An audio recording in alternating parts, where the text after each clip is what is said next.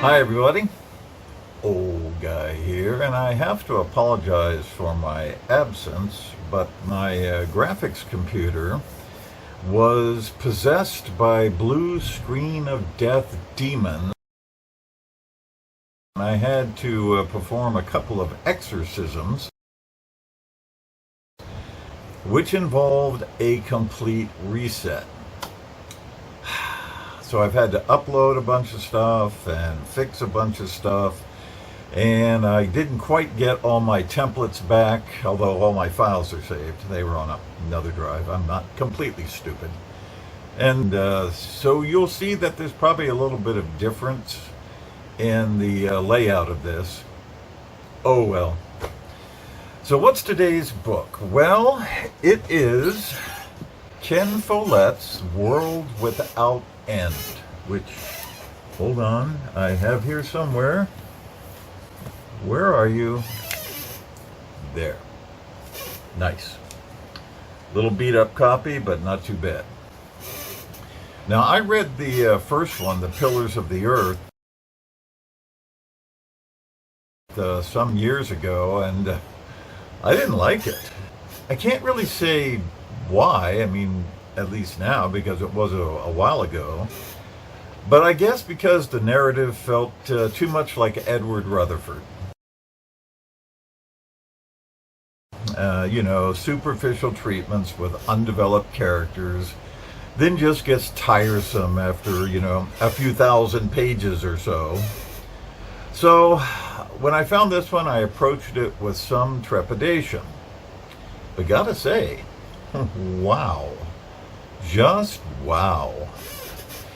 This was published in 2007, and it is a direct sequel to The Pillars of the Earth, and it has its own sequel, which is called The Column of Fire, and now there's others, so you have what's called the Kingsbridge series by Ken Follett.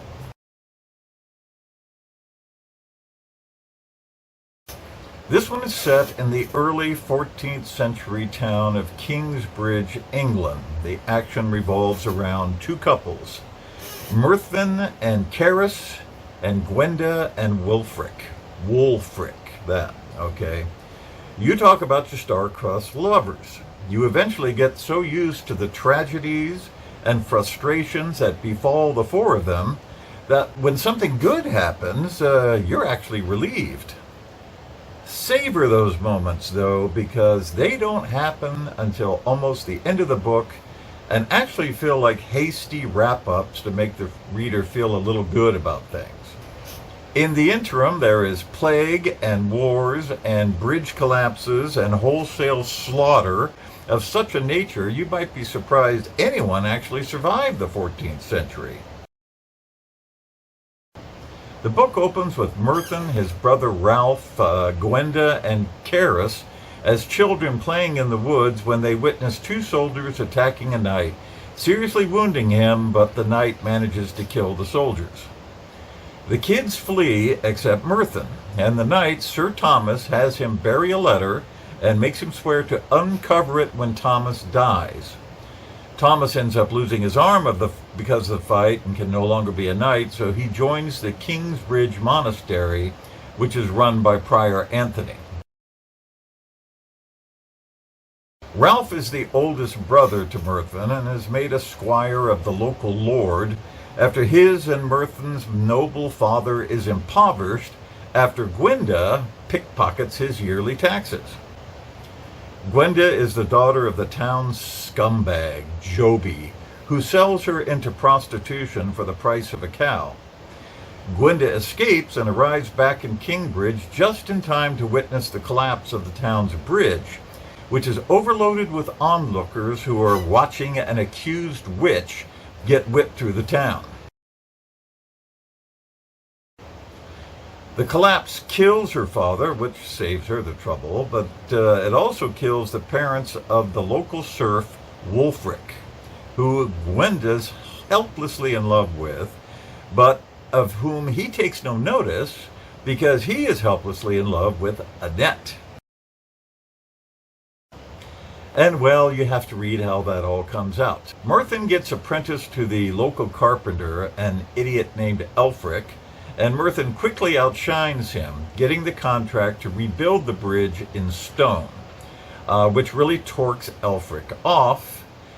Caris is the daughter of the town alderman and is a direct descendant of Jack the Builder, who is the main character of Pillars of the Earth.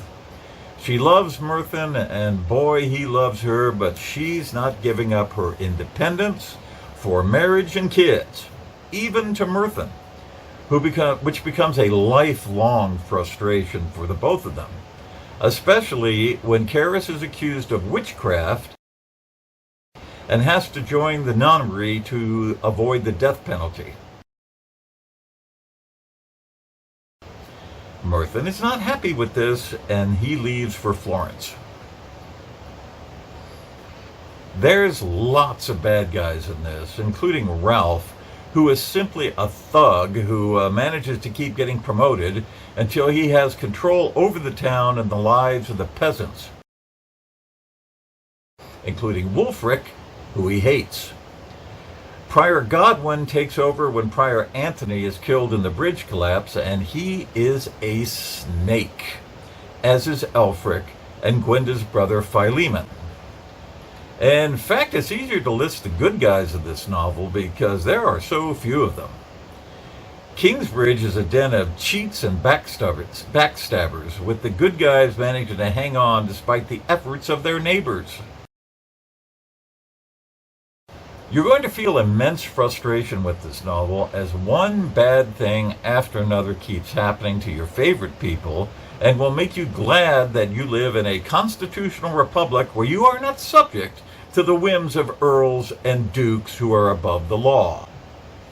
If you can keep it.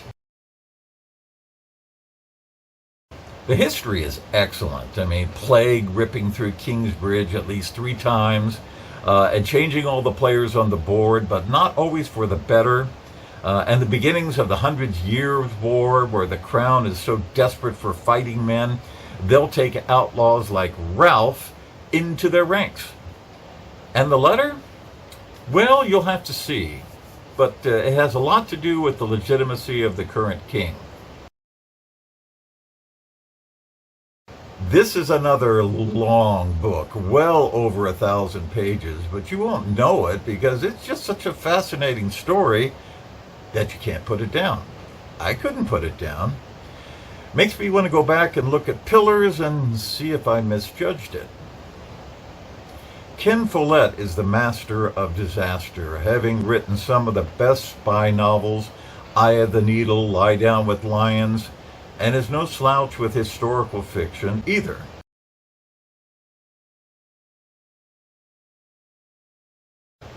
A managing director of a small publishing company, he began writing novels because he needed 200 pounds to fix his car. I'm sure he's got it fixed by now. Old guy here. See you later.